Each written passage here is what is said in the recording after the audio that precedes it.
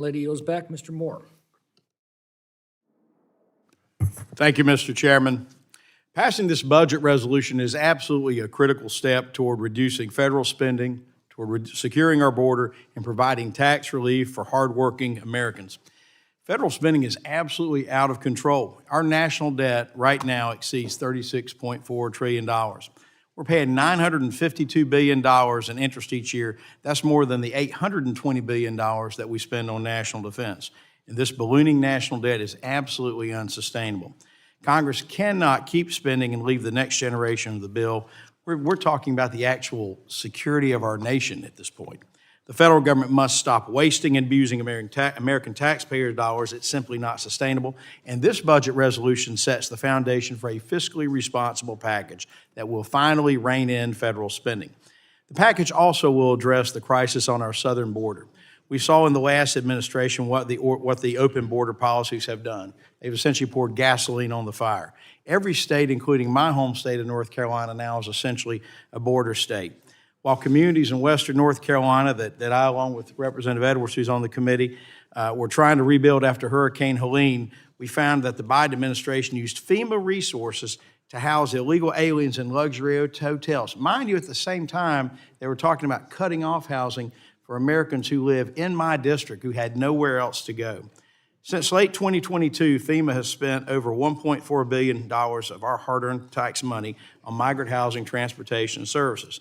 And while the Biden administration turned a blind eye to the border, the flow of illicit drugs has reached an all-time high. In 2023, more than 100,000 people died of drug overdoses. This is the real cost of open borders. This budget resolution lays the groundwork to secure the border, invest in national defense, and ensure public safety. The budget also ensures that the 2017 Trump tax cuts remain. If we extend the Tax Cuts and Jobs Act, middle-class families and small businesses, not billionaires like some on the Democratic side like to talk about, will experience the largest tax increase in American history. This tax cut will help the middle-class working families who are doing the best they can to get by during these record high periods of inflation.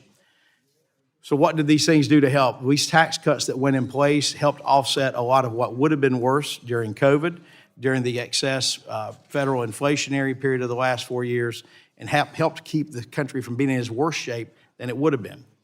Look, I've seen a lot of data. I've seen a lot of things talked about back and forth. Before I came here, I was our Speaker of the State House and was involved in writing budgets for about 14 years. And I know what it takes to write a budget. You have to live within your means. And for decades, Washington has not lived within its means. And I applaud Speaker Johnson. I applaud Chairman Arrington. I applaud my fellow members of this committee for finally taking a serious look at trying to rein in spending. Now, for those who are watching and listening to my Democratic friends, do not be scared. They talk about cuts to Medicaid in here, talk about cuts to Medicare. I've looked at this bill. I've read all the pages. It isn't in there. It's just made up. Go online, read it for yourself. That's not in there. This budget is going to be something that is responsible, that takes care of folks. As someone who represents a very rural district, in fact, I know, the struggle that we have in terms of health care access, and particularly affected by rural communities. So the American people can rest assured that this Congress is aware of that and that this Congress is going to budget fiscally, but is also going to demand that we get rid of waste, fraud, and abuse. I do applaud the efforts of Elon Musk in going and coming in and working on this. I mean, think about this. This is one of the smartest minds of our time who has done so much advancing space exploration. But for him, I don't know where we would be on EV technology.